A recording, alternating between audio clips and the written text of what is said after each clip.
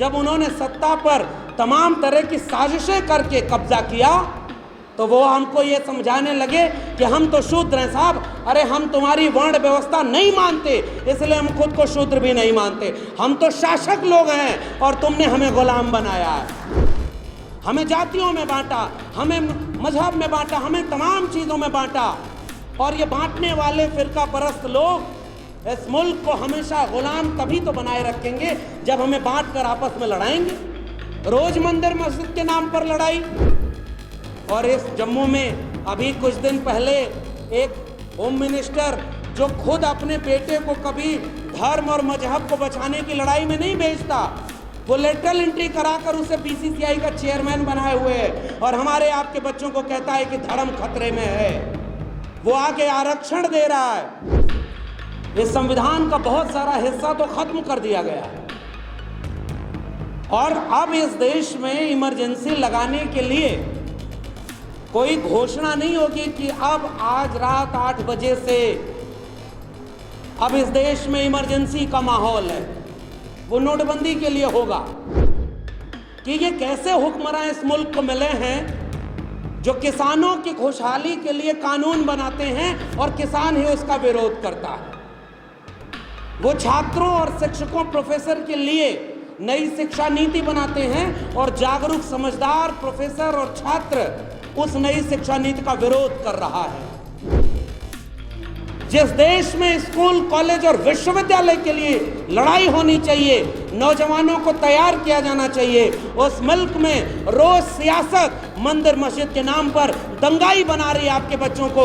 हम ये बात कहने आपसे आए हैं कि अपने बच्चों को बचाना होगा। हमें क्या मिला? 70 साल बाद एक ख्वाबों का व्यापारी हमें मिल गया जिसने पहले हमारे भीतर के ख्वाब को बेचा और जब उसे कुर्सी मिल गई, मुल्क का निजाम बन गया, तो उसने पूरे मुल्क को ही निजी हाथों में बेच दिया। आज़ादी के अमृत महोत्सव मनाने वाले मुल्क में एक गुलाम सरजमी पर मैं आप सभी का खैर मकदम करता हूँ। और मेरे पहले के वक्ता ने जो बात कही है उससे मैं पूरी तरह सहमत होते हुए अपनी बात कर रहा हूं कि हम लोग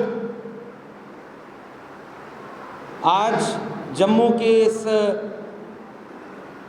सभा में संविधान को बचाने और देश के वंचितों शोषितों के हक के लिए लड़ने के लिए इकट्ठा हुए हैं। तो सबसे पहले तो ये बात कबूल करनी पड़ेगी कि भारत के संविधान को लेकर के जो इस मुल्क की सबसे खूबसूरत जगह मानी जाती है, हमारे यहाँ एक अज्ञात कवि ने लिखा कि गर फिरदौस बर रुए ज़मी अस्तो हमी अस्तो हमी अस्तो हमी अस्तो। तो जो सबसे खूबसूरत ज़मीन का हिस्सा इस मुल्क का जो शुरू से विवादों में रखा गया, मैं समझता हूँ कि गुलाम था और अभी भी गुलाम है। अलग अलग दायरे में अलग अलग अर्थों में इस बात को कहें तो निश्चित तौर पर जब हम कह रहे हैं कि भारत का संविधान खतरे में है तो कई बार ये महसूस होता है कि ऐसा नहीं है कि वो खतरे में है। इस संविधान का बहुत सारा हिस्सा तो खत्म कर दिया गया है और अब इस देश में इमरजेंसी लगाने के लिए कोई घोषणा नहीं होगी कि अब आज रात 8 बजे से अब इस देश में इमरजेंसी का माहौल है। वो नोटबंदी के लिए होगा।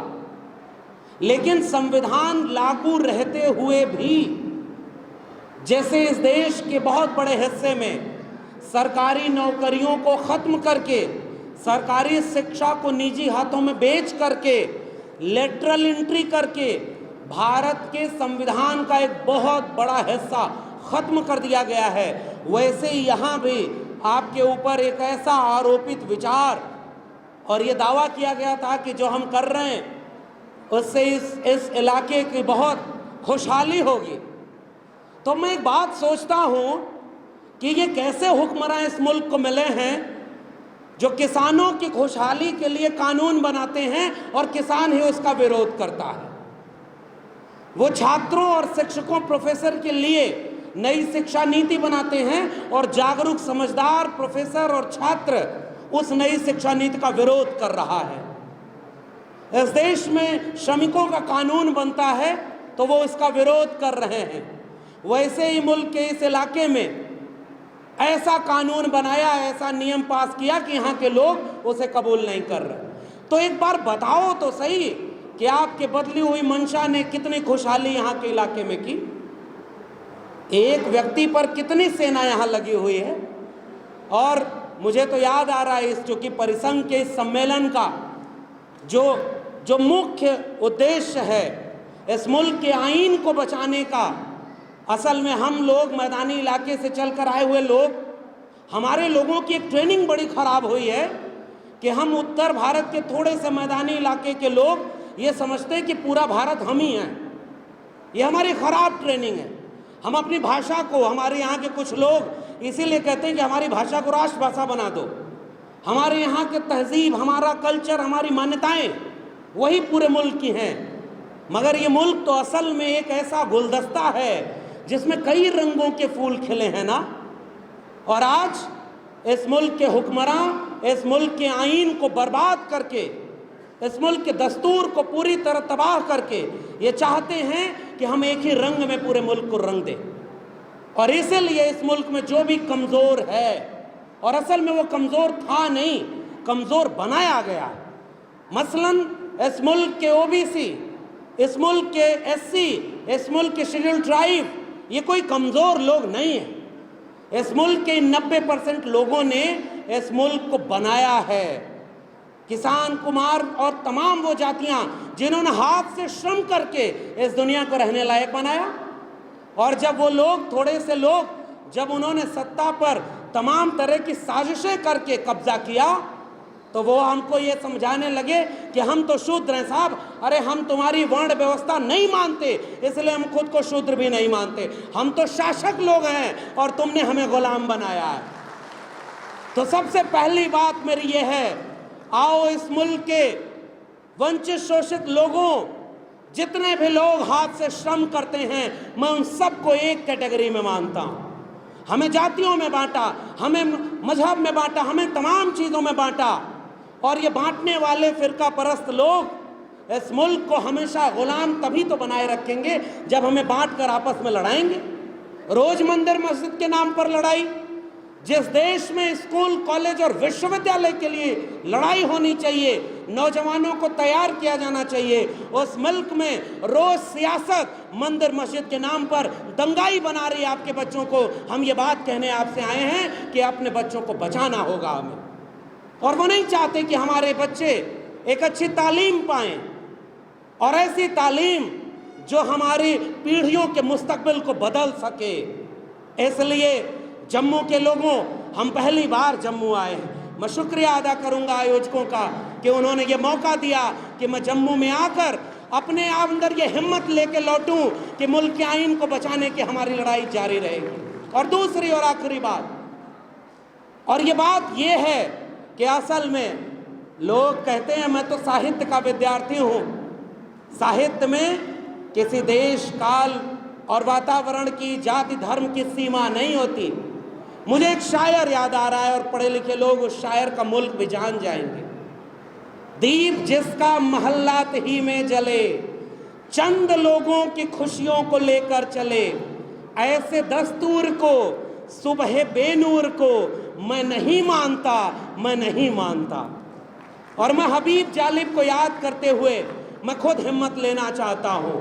आज कुछ लोग कह रहे हैं ये मुल्क बहुत तरक्की कर रहा है, जो 70 साल में नहीं हुआ वो 70 महीने में हो गया, और जो जो वादा किया था वो सब उन्होंने कोई निभाया नहीं। अगर तुम्हारे वादों पर हमें यकीन होता तो ये आयोजक लोग जिस ट्रेन से बुलाए उसकी बजाय मैं बुलेट ट्रेन से आया होता। बुलेट ट्रेन से आते 15 लाख मेरे अकाउंट में होता, 2 करोड़ रोजगार होता, अच्छे दिन आते। मगर ख्वाब को दिखाना हमारी पीढ़ियों ने सिखाया कि बड़े ख्वाब देखो, ऊंचे ख्वाब देखो, और बस 1 मिनट और लूँगा। और बड़े ख्वाब देखने के हमारी जस्तजू में हमें क्या मिला? 70 साल बाद एक ख्वाबों का व्यापारी हमें मिल गया, जिसने पहले हमारे भीतर के ख्वाब को बेचा, और जब उसे कुर्सी मिल गई, मुल्क का निज़ाम बन गया, तो उसने पूरे मुल्क को ही निजी हाथों में बेच दिया। और आज 12 करोड़ लोगों की नौकरी चली गई। उसमें सबसे ज़्यादा लोग कौन लोग हैं? इस मुल्क के 90% कमेरा लोग हैं। इस मुल्क में जब शिक्षा बर्बाद हो रही है, प्राइवेट स्कूलों का पूरा तंत्र खड़ा हो रहा है, DU, JNU, जामिया जैसे यूनिवर्सिटीज़ बर्बाद कर दिए गए, तो सबसे ज़्यादा नुकसान किसका हुआ? इन 90% फर्स्ट जनरेशन वालों का हुआ। इसलिए जम्मू के लोगों, आप तो हमसे बड़ी लड़ाई लड़ रहे हो। और इस जम्मू में अभी कुछ दिन पहले एक होम मिनिस्टर जो खुद अपने बेटे को कभी धर्म और मजहब को बचाने की लड़ाई में नहीं भेजता, वो लेटरल एंट्री कराकर उसे BCCI का चेयरमैन बनाए हुए है, और हमारे आपके बच्चों को कहता है कि धर्म खतरे में है। वो आगे आरक्षण दे रहा है, और आरक्षण मंडल, अभी हमारे पूर्व के वक्ता कह रहे थे, मंडल यहाँ पर लागू नहीं हुआ। यहाँ के दलितों, पिछड़ों, आदिवासियों के साथ न्याय नहीं हुआ। हम चाहते हैं कि आओ मिलकर लड़ाई लड़े, और मिलकर लड़ाई एक बड़ी लड़ाई के लिए लड़ना होगा। हम टुकड़े में लड़े तो हम सब मारे जाएंगे, और इसलिए वो लड़ाई बड़ी क्या होगी? इस मुल्क का आईन जितना बचा है उतना ही बचा लें, जितना बचा है उतना ही बचा लें। वरना अगर शिक्षा नहीं बची, रोजगार नहीं बचा, इस मुल्क में आरक्षण तो वैसे ही खत्म है, मैं तो बार बार कहता हूं। और आखिरी बात, मुझे ऐसा लगता है हमारी पीढ़ी और हम सब लोगों के सामने एक मौका है। वो मौका क्या है? आज से 20-25 साल पहले उतने प्रोफेसर नहीं रहे होंगे 90% लोगों के, SC, ST, OBC और माइनॉरिटी के जितने आज हैं। मेरी बात सही है कि नहीं? आज से 25 साल पहले इतने प्रोफेसर नहीं रहे होंगे। आज से 25 साल पहले इतने डॉक्टर, इंजीनियर, वकील और ब्यूरोक्रेट नहीं रहे होंगे। आज हम इतनी तादाद में हैं। पहली बात, हम इतनी तादाद में हैं क्योंकि हमारे पुरखों ने हमारे हिस्से की लड़ाई लड़ी, और तब जाके मैं जम्मू के उस हिस्से में खड़ा हूँ जहाँ लैंड रिफॉर्म हुआ था, और आज भी ज़मीन के सवाल पर कोई बात ही नहीं करता। तो यहाँ तो लैंड रिफॉर्म हुआ, यहाँ तमाम तरह के रिफॉर्म हुए, और इसलिए आज हमारी पीढ़ी में सबसे ज़्यादा प्रोफेसर, डॉक्टर, इंजीनियर, वकील और ब्यूरोक्रेट और लड़ने वाले लोग 2022 में हैं। मैं ये खतरा देख रहा हूँ, आज से 20 साल बाद, 25 साल बाद, जब ये मुल्क का आईन पूरी तरह बर्बाद होने में अगर ये कामयाब हो गए, तो न डॉक्टर बचेंगे, न इंजीनियर, न वकील, न प्रोफेसर, कोई पब्लिक सेक्टर नहीं बचेगा। तो फिर लड़ाई कौन लड़ेगा? हमने लाभ लिया है इस मुल्क के आईन का, तब हम यहाँ तक पहुँचे हैं। हमें मौका मिला है बिरसा, फूले, अंबेडकर, पेरियार, अब्दुल कयूम अंसारी और तमाम लोगों का, जिनकी वजह से हम यहाँ पहुँचे हैं, और हमने उसका लाभ तो ले लिया, मगर जब हमारे सामने सब बर्बाद हो रहा है तो हम वो बर्बादी रोक नहीं पा रहे। आओ मेरे मुल्क के लोगों, मेरे मुल्क के कमेरा लोगों, हाथ से श्रम करने वाले लोगों, हमारे पुरखे ने ये मुल्क बनाया और हमारे सामने ये मुल्क बर्बाद हो रहा है। इसलिए शिक्षा बचाने के लिए, रोजगार बचाने के लिए, सामाजिक न्याय बचाने के लिए और इस मुल्क के आईन को बचाने के लिए हम इस एक बड़ी लड़ाई का आगाज करें। वो लड़ाई कि आने वाली पीढ़ियां हम पे शर्म ना करें, हम पे नाज करें कि हाँ, हमारे पुरखे अगर बिरसा, फूले, अंबेडकर, पेरियार थे तो हम हैं। कहीं ऐसा ना हो कि कल को लोग याद करें कि उनके बाद कुछ नालायक लोग आ गए जिन्होंने अपने सामने सब बर्बाद होता चुपचाप देखा।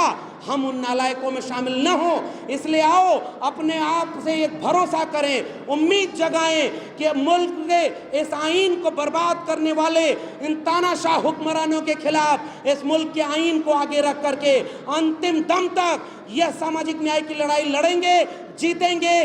जय भीम, जय मंडल, संविधान जिंदाबाद, उल गुलाम जिंदाबाद, इनकलाब जिंदाबाद।